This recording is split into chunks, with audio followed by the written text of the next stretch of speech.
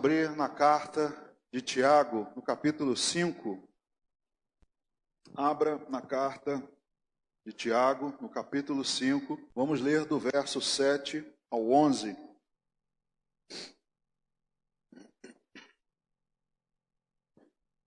Tiago, capítulo 5, no verso 7, diz assim: Sede, pois, irmãos, pacientes até a vinda do Senhor. Eis que o lavrador aguarda com paciência o precioso fruto da terra, até receber as primeiras e as últimas chuvas. Sede vós também pacientes e fortalecei o vosso coração, pois a vinda do Senhor está próxima. Irmãos, não vos queixeis uns dos outros, para não serdes julgados. Eis que o juiz está às portas. Irmãos, tomai por modelo no sofrimento e na paciência os profetas, os quais falaram em nome do Senhor. Eis que temos por felizes os que perseveraram firmes. Tendes ouvido da paciência de Jó, e vistes que fim o Senhor lhe deu, porque o Senhor é cheio de terna misericórdia e compassivo. Amém. Vamos orar. Senhor, obrigado pela tua palavra, e temos um privilégio grande, uma expectativa também muito grande no nosso coração, porque queremos receber a tua instrução. O alimento vivo que nos alimenta no Espírito, nos fortalece, nos move adiante, rumo ao nosso alvo. Meu Deus, enfrentando todos os desafios, as dificuldades, tudo que está diante de nós, mas mantendo o nosso olhar firme no nosso alvo, o autor e consumador da nossa fé, o Senhor Jesus Cristo.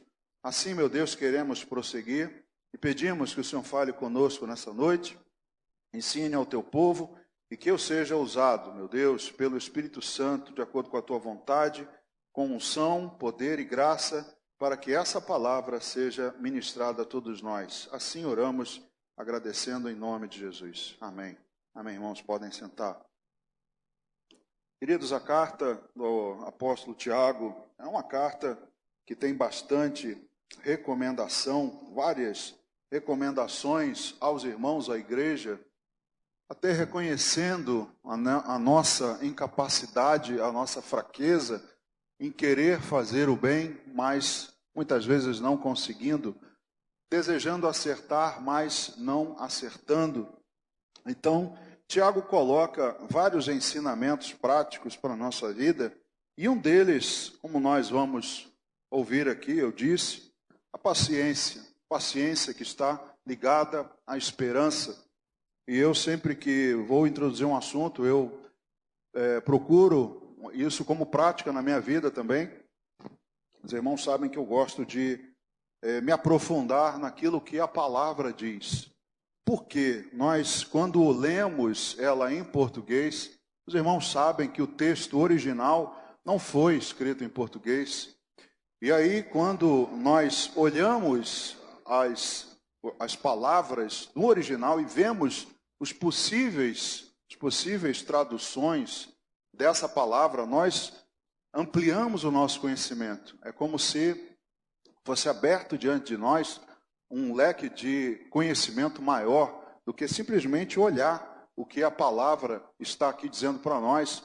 E quando nós olhamos sobre paciência, nos lembramos dessa palavra paciente, que ela tem uma origem para nós latina, não é? E está ligada a sofrimento.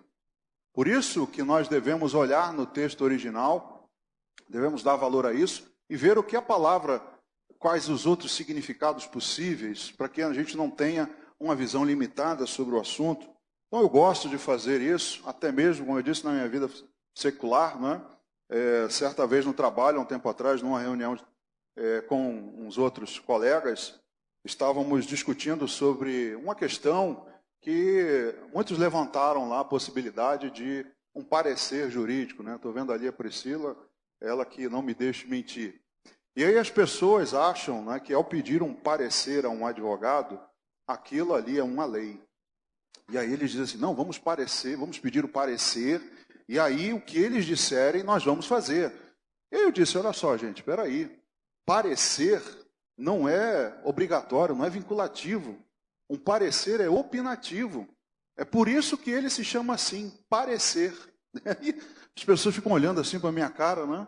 Porque se eu peço uma opinião para alguém, a pessoa me diz assim, isso parece que é um óculos.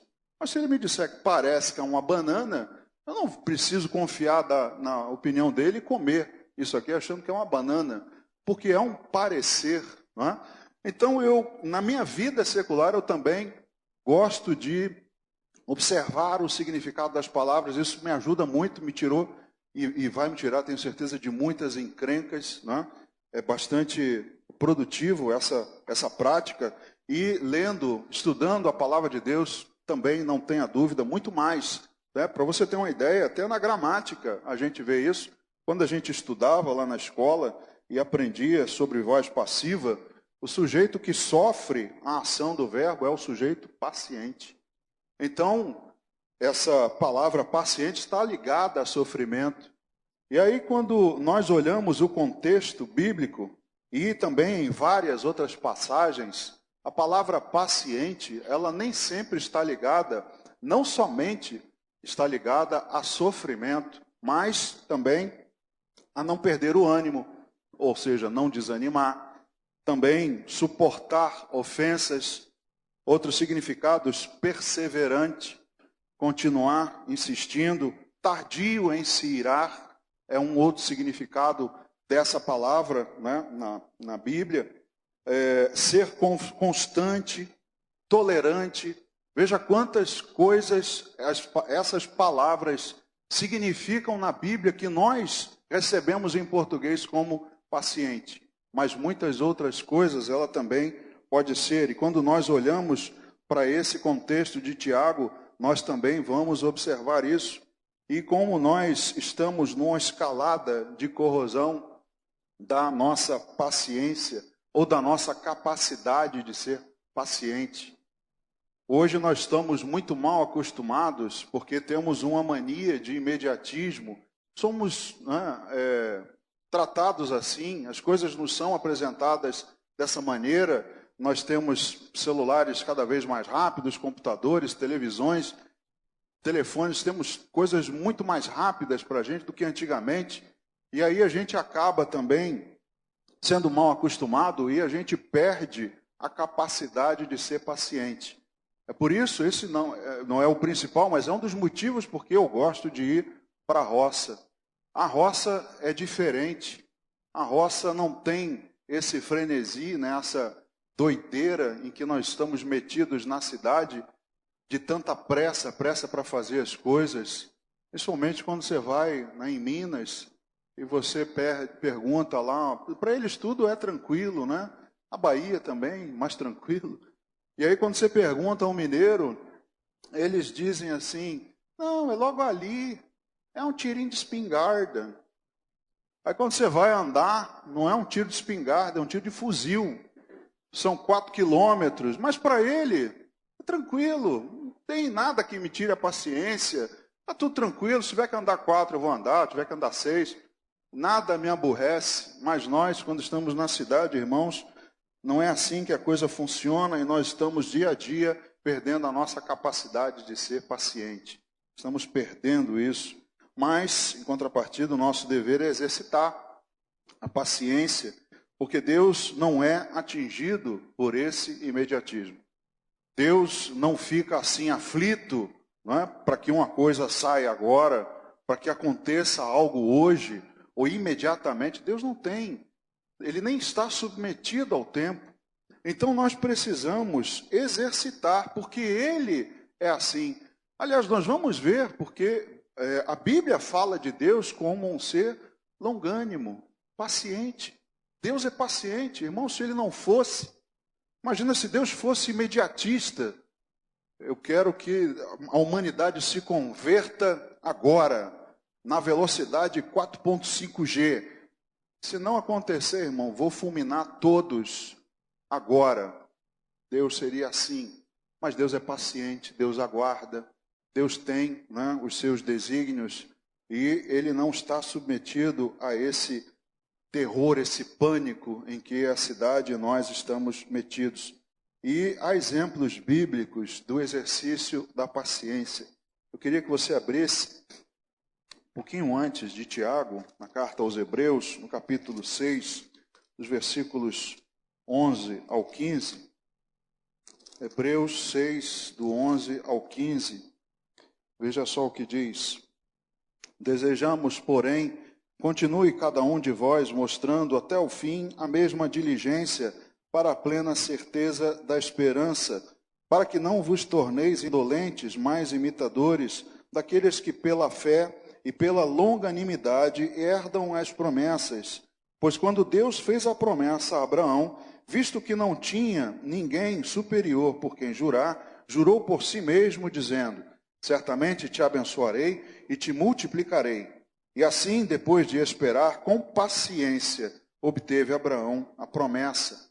Então, veja o exemplo que a Bíblia dá a respeito de paciência. Abraão, e você vai lembrar de outros. José, que teve sonhos, né, e poderia pensar que os sonhos não se concretizam, mas Deus foi fiel e ele teve paciência com relação a isso. Temos também Jacó, quando esteve trabalhando para o seu tio Labão e foi enganado e teve que trabalhar mais 7 anos, ele teve paciência para isso. Então nós vemos vários exemplos bíblicos a respeito da paciência, e aqui diz que não devemos nos tornar indolentes, mas imitadores daqueles que pela fé e pela longanimidade, paciência, herdam as promessas. E aí dá o exemplo de Abraão. Então, é nosso dever exercitar a paciência. Uma outra passagem é em Romanos, capítulo 15, carta de Paulo aos Romanos, no capítulo 15, nos versos 4 e 5, diz assim: pois tudo quanto outrora foi escrito, para o nosso ensino foi escrito, a fim de que, pela paciência e pela consolação das Escrituras, tenhamos esperança. Então, nós, irmãos, temos exemplos bíblicos sobre esse exercício. Versículo 5 que eu não li: ora, o Deus da paciência e da consolação vos conceda o mesmo sentir de uns para com os outros, segundo Cristo Jesus. Então, é o Deus da paciência, da consolação, e nós temos nas Escrituras vários exemplos. Tudo foi escrito para que nós possamos aprender também a respeito da paciência. Então, irmãos, olhamos que paciência tem uma ação terapêutica em nós. A paciência trata com o ser humano. Se nós vivermos somente sem paciência, eu não imagino uma pessoa impaciente que seja saudável, seja feliz. Você conhece?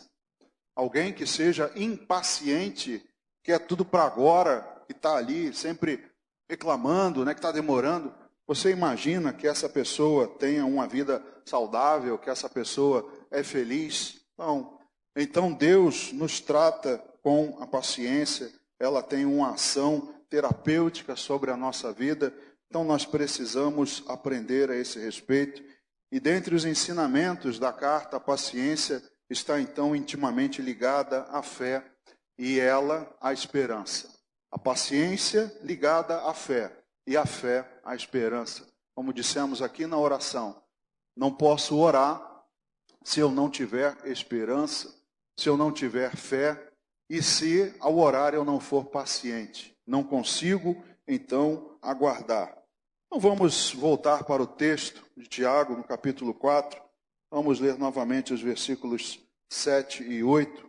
Tiago, capítulo 5, versos 7 e 8, diz assim: sede, pois, irmãos, pacientes até a vinda do Senhor. Eis que o lavrador aguarda com paciência o precioso fruto da terra, até receber as primeiras e as últimas chuvas. Sede vós também pacientes e fortalecei o vosso coração, pois a vinda do Senhor está próxima. Queridos, Deus coloca aqui de maneira bem clara a paciência como uma ordem para nós. Sede, pois, irmãos, pacientes. É imperativo, sejam pacientes. Saibam esperar, saibam ter paciência, saibam suportar as ofensas, saibam não perder o ânimo, saibam ser perseverantes. Aprendam todas essas coisas, exercitem porque é uma ordem de Deus, não é uma alternativa para nós. Então nós precisamos, de qualquer maneira, exercitar a paciência. Precisamos buscar a paciência. E principalmente, quando os nossos planos são frustrados. Nem todos os nossos planos, ou posso dizer a maioria deles, vão acontecer. Nada disso vai acontecer.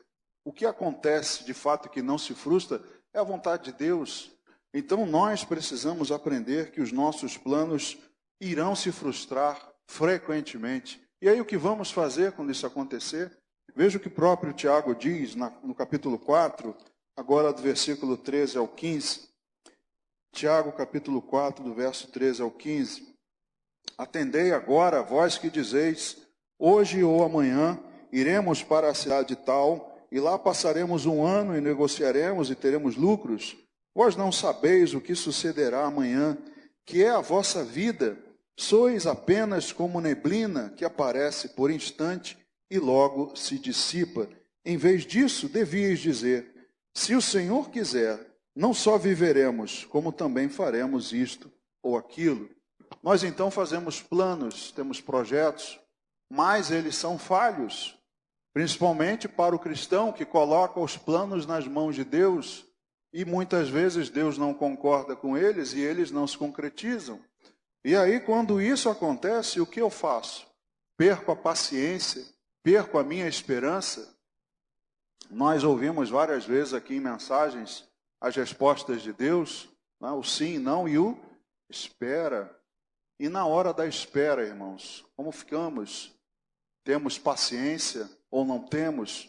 Porque se não tivermos, vamos ser como Sara, que, angustiada pela demora da concretização da promessa, oferece a Abraão a sua serva. Então nós não podemos também, quando os nossos planos serem frustrados, nós não podemos também perder paciência. Nós precisamos aprender e obedecer essa ordem do Senhor e exercitar, e ela deve durar até Jesus voltar, ou morrermos. Me lembro de uma passagem que Pedro pergunta a Jesus a respeito do perdão. Jesus, quantas vezes devo perdoar? E Jesus diz 70 vezes 7. Ou seja, para sempre. Você vai ter que perdoar sempre, até você morrer ou até Jesus voltar, até Ele te levar. E aí nós também, enquanto deve durar a nossa paciência, até Jesus voltar, até o fim da sua vida. Quando Isaías é chamado ao seu ministério, lá no capítulo 6, ele se oferece, Senhor, envia-me a mim. Então Deus diz a ele, vai, diz a essa nação, para que eles ouçam com os ouvidos e não entendam, para que eles com os olhos vejam, né, mas não vislumbrem, e que o coração deles se endureça, para que eles não possam, né, não se rendam, não ouçam a voz de Deus. E aí Isaías pergunta, mas Senhor, até quando? E aí Deus diz, até não sobrar mais ninguém, até tudo ser devastado, não tiver mais casa para ninguém morar, não tiver mais campo, não tiver mais nada. Ou seja, até o fim. Até o fim, irmãos, temos que ter a paciência, temos que exercitar, durar até Jesus voltar ou até a nossa partida. Veja o que Paulo diz na segunda carta aos Tessalonicenses, no capítulo 2. Segunda carta de Paulo aos Tessalonicenses, lá no capítulo 2, dos versículos 1 e 2. Capítulo 2, versos 1 e 2. Irmãos, no que diz respeito à vinda de nosso Senhor Jesus Cristo e à nossa reunião com Ele, nós vos exortamos a que não vos demovais da vossa mente com facilidade, nem vos perturbeis, quer por espírito, quer por palavra, quer por epístola, como se procedesse de nós, supondo tenha chegado o dia do Senhor. O que Paulo está aqui ensinando aos Tessalonicenses é que havia neles também uma expectativa tão grande da volta do Senhor Jesus, que muitos não queriam fazer as tarefas, não queriam trabalhar. E aí ele diz, né, para esse povo, olha, vocês, irmãos, a respeito da vinda do nosso Senhor, vocês não percam com facilidade a paz de vocês, que ninguém tire com facilidade do seu espírito, que ninguém te perturbe, que você não seja facilmente incomodado, tirado dos trilhos do caminho. Irmãos, que ninguém te tire com facilidade a sua paciência, que ninguém tire de você e ninguém te perturbe enquanto as coisas não tiverem que acontecer para você, que você saiba esperar, que você saiba ter paciência, porque a paciência ela é necessária para que os frutos sejam preciosos. Voltando lá à carta do Tiago, lá no capítulo 5, que nós lemos, ele compara a paciência ao trabalho, né, do lavrador.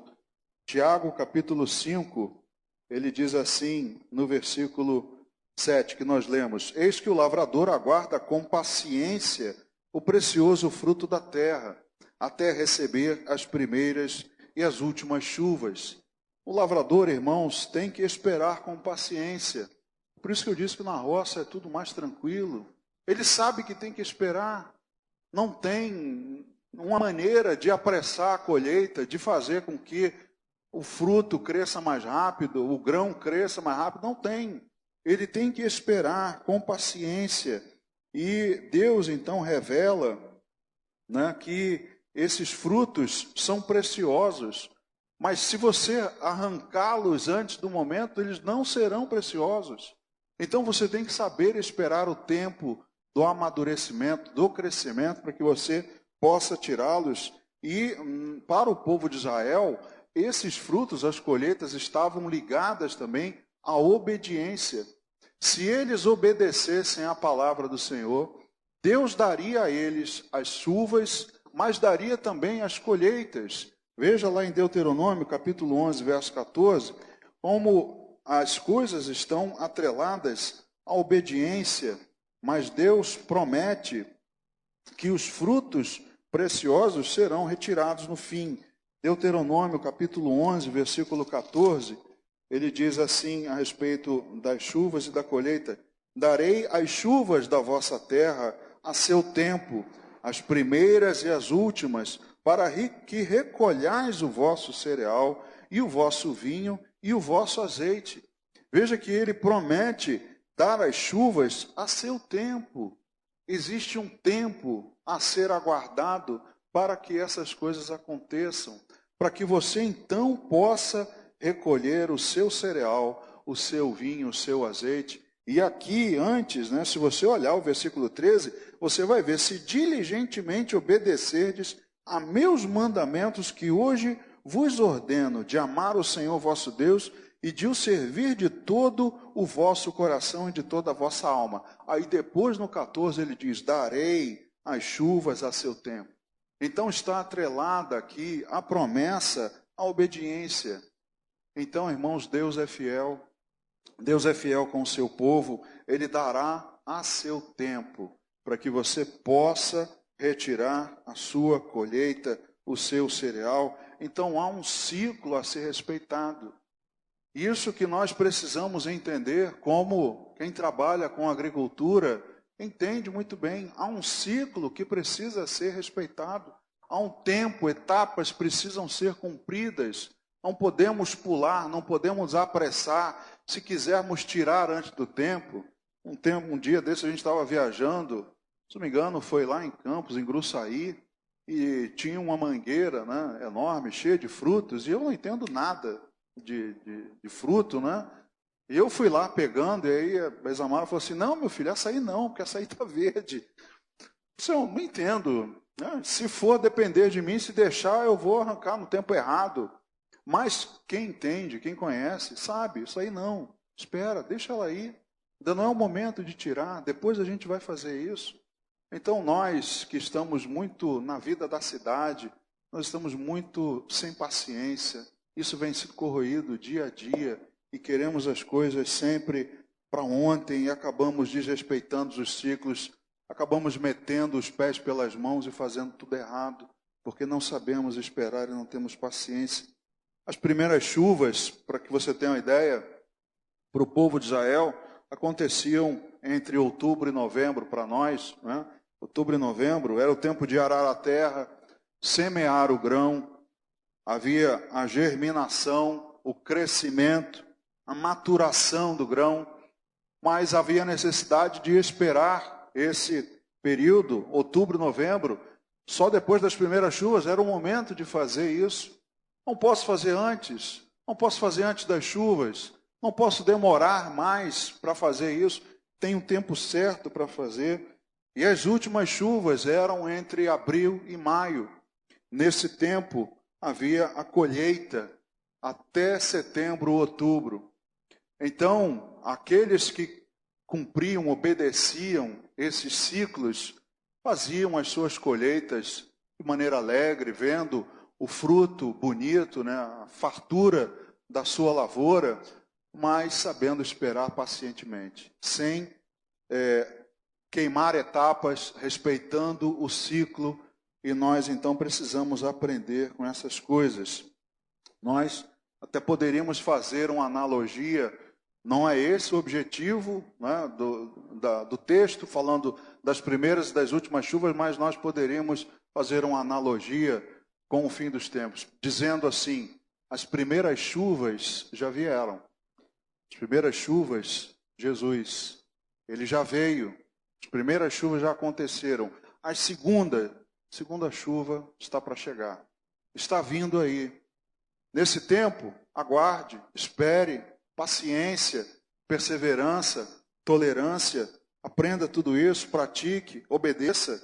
Então, nós precisamos entender, e é exatamente o que diz o versículo 8 da carta de Tiago, lá no capítulo 5, ele diz, sede vós também pacientes e fortalecei o vosso coração, pois a vinda do Senhor está próxima. Então, é como se ele acabasse endossando o que eu disse aqui para os irmãos, a interpretação de que o Senhor Jesus é a segunda chuva. Ele está vindo, está próximo, está chegando, mas não queime etapa, não estrague tudo, não perca todo o trabalho que você fez até agora, não jogue tudo fora, saiba esperar. A precipitação põe tudo a perder, irmãos. Quantos exemplos nós temos na nossa vida, bíblicos, de pessoas que não souberam esperar e puseram tudo a perder. Se tivessem feito de maneira diferente, se tivessem obedecido, tivessem paciência, o destino teria sido outro. Um exemplo que os irmãos conhecem muito bem, mas serve para a gente ilustrar mais uma vez, está lá no primeiro livro de Samuel, no capítulo 13, um exemplo de Saul. Saul, ele recebeu uma ordem para aguardar a que Samuel chegasse, não é? Esse primeiro livro de Samuel, capítulo 13, mas Saul, como a gente costuma dizer, né, forçado pelas circunstâncias, ele resolveu queimar uma etapa. Então, o primeiro livro de Samuel, capítulo 13, verso 10, diz assim, mal acabara ele de oferecer o holocausto, eis que chega Samuel. Saul lhe saiu ao encontro para o saudar. Veja só, ele foi tão impaciente que quando ele resolve desobedecer e queimar a etapa, chegou Samuel. Você já passou por isso? Você espera, e aí você diz assim, cansei de esperar. Aí você faz outra coisa da sua cabeça. Quando você acaba de fazer, o negócio acontece. Já aconteceu isso com você? É uma prova de que você não soube esperar. Deus mostrando para você, se você tivesse paciência, se você tivesse aguardado um pouquinho mais, se você tivesse sido fiel, se você me ouvisse, você não teria agora perdido o seu reino, como foi o caso de Saul. Você não teria agora tendo que arcar com consequências ruins, porque você não soube esperar. Você queimou, se precipitou, pôs tudo a perder.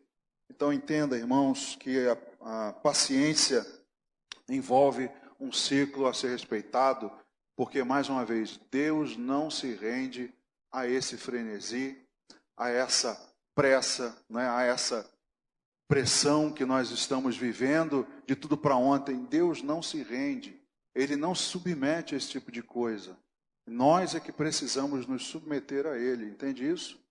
As pessoas tentam o contrário, tentam fazer com que Deus seja submetido ao nosso dia a dia, ao nosso cotidiano, à nossa realidade. Mas não, Deus é o mesmo ontem, hoje e sempre.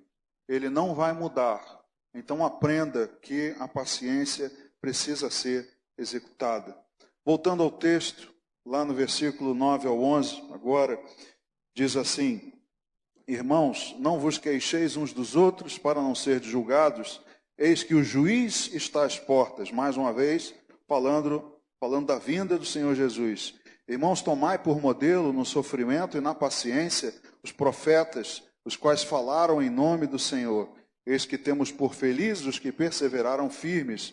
Tendes ouvido da paciência de Jó, e vistes que fim o Senhor lhe deu, porque o Senhor é cheio de terna misericórdia e compassivo. A impaciência, irmãos, como disse, né, o não saber tolerar, ou então a impaciência como uma intolerância, como não saber suportar as ofensas, ela frequentemente termina em murmuração, ela vai terminar com o julgamento dos outros. Isso vai acontecer porque nós não sabemos mais suportar. Domingo pela manhã ouvimos sobre isso, Efésios capítulo 4, se não me engano, uma recomendação de Paulo: suportai-vos uns aos outros. A tolerância não existe mais entre os homens, e dentro da igreja, que deveria ser uma coisa comum, também não acontece. Então aqui ele está dizendo, né, uma recomendação: sede vós pacientes uns com os outros, não comecem a se queixar uns dos outros para não serem julgados.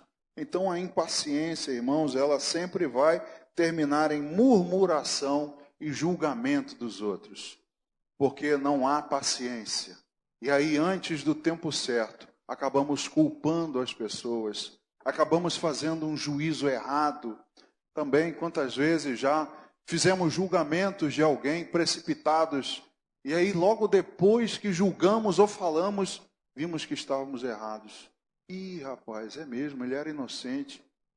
Olha, o que eu falei era besteira, porque nós não soubemos esperar, não temos paciência, não temos tolerância, e aí vai acabar em murmuração, vai acabar em reclamação uns com os outros, e aí os julgamentos vão acontecer. O próprio Tiago diz, no capítulo 4, mais no verso 11 agora, ele diz assim: irmãos, não faleis mal uns dos outros.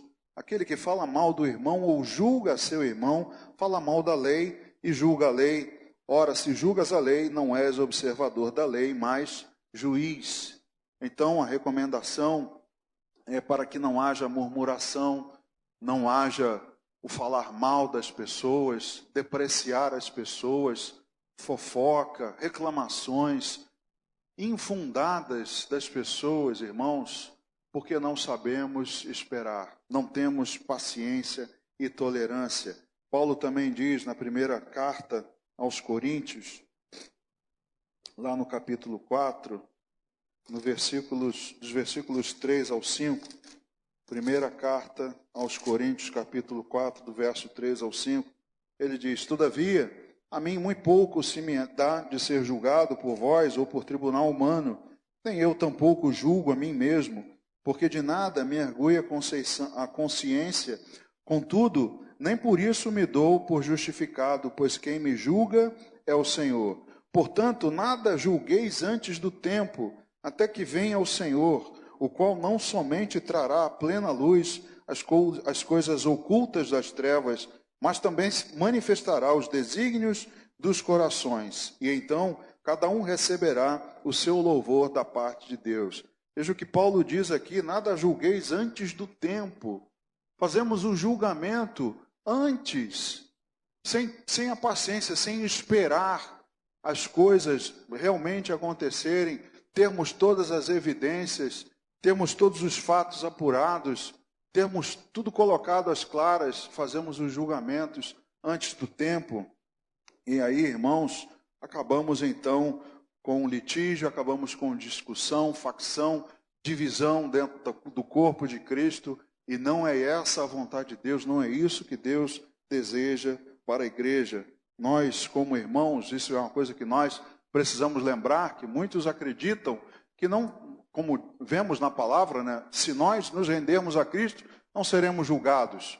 Não queremos julgados para condenação, mas nós seremos julgados pelo Senhor. Nós, cristãos, seremos julgados. É o que a palavra diz, lá em 1 Coríntios mesmo, que Paulo fala das nossas obras serão provadas como que através do fogo, e cada um receberá o seu galardão. Irmãos, nós seremos provados sim, nós teremos as nossas obras provadas. Nós, cristãos, também estaremos diante do tribunal, é o que diz também Paulo na segunda carta aos Coríntios. Convém que todos nós compareçamos, né? Todos nós iremos comparecer, sejamos bons ou maus, no tribunal. Nós todos estaremos ali diante do Senhor, para que também demos conta das nossas obras, fizemos obras boas ou obras más com os nossos corpos. Todos nós, então, iremos comparecer diante do Senhor. Os cristãos terão o seu julgamento, o julgamento das suas obras, e quem não se rendeu a Cristo estará no julgamento para a condenação. Mas nós também teremos as nossas obras julgadas. Por isso Jesus ensinou, não julgue. Por isso a Bíblia diz, não julgue. Se você julgar, você pode se arrepender. Já existe um juiz que fará isso. Não tente usurpar a competência que é de Jesus, de Deus, de fazer o julgamento. Não tente tirar isso dele, porque nós vamos errar, irmãos. Mateus capítulo 7, Jesus fazendo o sermão da montanha, ensinando ao povo. Mateus capítulo 7, dos versículos 1 ao 5, ele diz o seguinte: não julgueis para que não sejais julgados, pois com o critério com que julgardes sereis julgados, e com a medida com que tiverdes medido, os medirão também. Porque vês tu o argueiro no olho de teu irmão, porém não reparas na trave que está no teu próprio. Ou como dirás a teu irmão, deixa-me tirar o argueiro do teu olho, quando tens a trave no teu. Hipócrita, tira primeiro a trave do teu olho, e então verás claramente para tirar o argueiro do olho de teu irmão.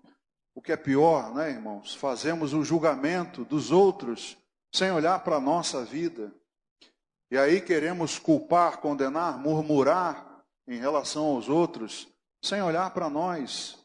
E estando nós em estado muito pior. Então por isso que Jesus diz, não julgue. Não julgue para que você não seja julgado pelas pessoas. Porque da mesma maneira que você julgá-las, elas vão julgar você também. Na mesma medida, com o mesmo rigor, as pessoas vão te julgar. E aí, irmãos, nós olhamos que ele nos ensina a não fazer isso, a bem da unidade, pela obediência ao Senhor. Quem há de nos julgar, como eu disse, está próximo, é o que nós vemos lá na carta de Tiago, no capítulo 5, o texto que nós lemos, Tiago, capítulo 5, ele diz, eis que o juiz está às portas. Quem irá julgar, irmãos, como eu disse, a segunda chuva, ele está voltando. Ele está vindo aí. Não tente fazer o que cabe a ele fazer. Ele está, o juiz está às portas. Então, não há por que termos pressa, não há por que queremos queimar uma etapa que pertence ao Senhor Jesus. No versículo 10 ele diz, irmãos, tomai por modelo no sofrimento e na paciência os profetas, os quais falaram em nome do Senhor.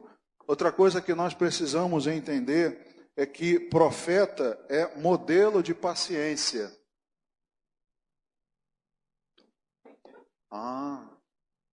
Você é profeta? Você é modelo de paciência?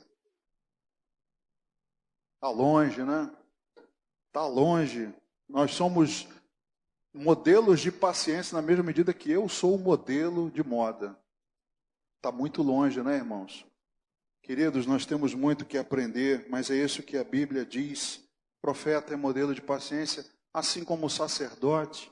A Bíblia fala que o sacerdote não desgrenhará os seus cabelos. Você não vê nenhum profeta na Bíblia arrancando os seus cabelos. Imagina Elias lá no Monte Carmelo, né? Ai, meu Deus do céu, será que vai acontecer? Apavorado lá, arrancando os cabelos, babando, né? Tudo nervoso. Imagina isso dele. Tranquilo. esperando lá tranquilamente. Modelo de paciência. É um modelo, o homem de Deus, o profeta de Deus. Vamos ver, segundo livro das Crônicas, lá no capítulo 36. Segundo Crônicas, capítulo 36, versículos 15 e 16. Diz assim: o Senhor, Deus de seus pais, começando de madrugada, falou-lhes por intermédio dos seus mensageiros, porque se compadecera do seu povo e da sua própria morada. Eles, porém, zombavam dos mensageiros, desprezavam as palavras de Deus e mofavam dos seus profetas, até que subiu a ira do Senhor contra o seu povo e não houve remédio algum. Veja que o profeta, ele tinha a incumbência de falar de Deus, levar a palavra, dizer o que viria a acontecer, e aí, frequentemente, as pessoas mofavam dele, zombavam. E o que ele fazia? Arrancava os cabelos, ficava apavorado, desesperado. Ah, Senhor, faz que aconteça logo, aí senão eu vou ficar... Em que cara eu vou ficar com esse povo se isso não se cumprir? Irmãos, o profeta tinha que esperar pacientemente. Tinha que esperar as pessoas ouvirem, zombarem dele. Cadê? Imagina Noé dizendo que estava construindo uma arca porque ia chover. E aí todo mundo zombando dele. Cadê a paciência? Irmãos, nós temos que ser modelo. Mas, como eu disse, está difícil. Eu não tenho a pretensão de dizer para você que é fácil, porque eu também me incluo nisso. A paciência é um exercício, e muitos de nós perdemos a paciência uma vez ou outra, mas nós precisamos aprender que somos modelos para as pessoas que não conhecem Jesus. Se nós andarmos por aí desgrenhando os nossos cabelos, apavorados, como os ímpios, que testemunham, que louvor e glórias a Deus há desse comportamento. Então nós precisamos aprender esse modelo de paciência e exercitar. Voltando lá na carta de Tiago, no capítulo 5, já estamos caminhando para o fim, no versículo 11, diz assim: eis que temos por felizes os que perseveraram firmes. Tendes ouvido da paciência de Jó, e vistes que fim o Senhor lhe deu, porque o Senhor é cheio de eterna misericórdia e compassivo. Amados, sinônimo de felicidade é ser paciente. Como eu disse, eu não consigo ver um impaciente feliz, não consigo ver um impaciente saudável. Muito pelo contrário, o impaciente é um cara perturbado, infeliz, atormentado. Essa é a imagem do impaciente. Enquanto a Bíblia fala que o homem que é paciente é feliz. O que você quer para a sua vida? Ser feliz ou infeliz? Atormentado? Uma pessoa sem saúde, sem paz? O que você deseja? O que desejamos para nós? Paciência é importante ou não, irmãos? É fundamental no dia de hoje. Veja o que Tiago diz na sua própria carta, no capítulo 1, agora no versículo 12. Ele diz assim: bem-aventurado, feliz, o homem que suporta com perseverança a aprovação, porque depois de ter sido aprovado, receberá a coroa da vida, a qual o Senhor prometeu aos que o amam. Deus é fiel, Deus é misericordioso. A nossa paciência redunda em bênção, redunda na coroa da vida, ao que o Senhor prometeu. Mas precisamos, então, praticar, precisamos suportar, como eu disse para vocês, os significados de paciente, suportar, tolerar, tudo isso, não perder o ânimo, tudo isso, irmãos, está aí no mesmo frete, né, no mesmo pacote da paciência. E o Jó é um exemplo emblemático de paciência, né? Tanto que nós dizemos, né, tem que ter uma paciência de Jó. Ficou conhecido como um homem paciente, porque ele, em todo o seu comportamento, nenhuma falta se achou diante dele. Ele mesmo disse: eu sei que o meu Redentor vive e por fim se levantará sobre a terra. Um homem com paciência. E aí, como a própria Bíblia diz, o texto que nós lemos diz: veja o exemplo de Jó. como ele teve paciência e como o Senhor lhe concedeu todas as coisas no fim. Se nós soubermos, irmãos, esperar, se nós tivermos paciência, nós veremos a ação de Deus na nossa vida. Ainda que você não entenda, ainda que você não espere, você verá no momento certo Deus agindo na sua vida. E ela está ligada intimamente à esperança. Não há nenhuma maneira de um paciente não ter esperança. Você já viu alguém internado num hospital? Tira o Rio de Janeiro, tá, irmãos? Tira o Rio de Janeiro da jogada. Mas você já viu alguém internado num hospital que não tenha esperança de ser atendido, ser tratado e curado? Se o cara está ali, ele tem esperança. Olha, eu tenho esperança que um médico vai vir aqui. Eu tenho esperança que a minha cirurgia vai sair. Eu tenho esperança que vão me curar. Eu tenho esperança, por isso que eu estou aqui. É por isso que ele é o paciente, irmãos. Então, nós precisamos entender que ela está intimamente ligada à esperança. Romanos capítulo 8, versículo 24 e 25, diz assim: porque na esperança fomos salvos. Ora, a esperança que se vê não é esperança, pois o que alguém vê, como espera? Mas se esperamos o que não vemos, com paciência o aguardamos. Então, a paciência está ligada à esperança. O paciente tem esperança. Nós, os cristãos, devemos ser o modelo de paciência, porque temos uma esperança. Os outros no mundo não têm. Por isso que eles se apavoram, por isso que se desesperam. O cristão não deveria ser assim. Mas por que permitimos que isso aconteça conosco? Por que permitimos que isso seja corroído de nós? Essa paciência que Deus nos ensina e nos ordena. E não somente Jó, mas toda a Bíblia nos dá esperança. Por isso, aguardamos com paciência, irmãos.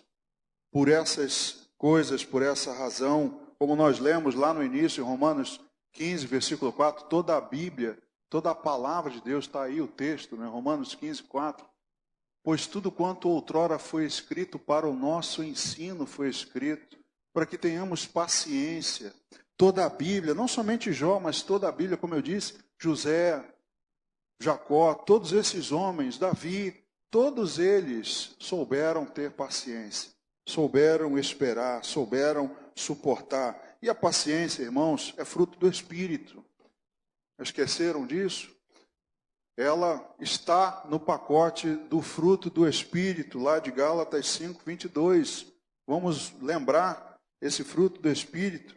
Carta de Paulo aos Gálatas, muito conhecido também, capítulo 5, verso 22. Mas o fruto do Espírito é amor, alegria, paz, longanimidade. É essa paciência, benignidade, bondade, fidelidade, mansidão, domínio próprio. Contra estas coisas não há lei. Então é fruto do Espírito. O verdadeiro paciente é o cristão, porque ele é a morada do Espírito Santo. Somente ele pode ter esse fruto do Espírito. Quem é do mundo não tem. Não tem amor, não tem alegria, não tem paz, não tem paciência, não tem nada disso. Isso é algo nosso, do povo de Deus. Meu, seu, nosso. Nós é que precisamos tomar posse desse fruto e colocar isso em evidência. Então ela é um fruto do Espírito, e essa palavra que nós vimos de paciência é a mesma usada na Bíblia para falar da paciência de Deus. Como já disse, Deus é retratado como alguém paciente. O que seria de nós se ele não fosse paciente, irmãos? Já estaríamos fulminados há muito tempo. Só para a gente ilustrar, Romanos capítulo 2, verso 4, para que você veja os últimos versículos, Romanos 2, verso 4, que fala sobre isso, diz assim: ou desprezas a riqueza da sua bondade, de Deus, e tolerância e longanimidade, ignorando que a bondade de Deus é que te conduz ao arrependimento. Versículo mostrando que Deus é longânimo, paciente. Primeira carta de Pedro, no capítulo 3, versículo 20, também mostrando Deus como alguém longânimo.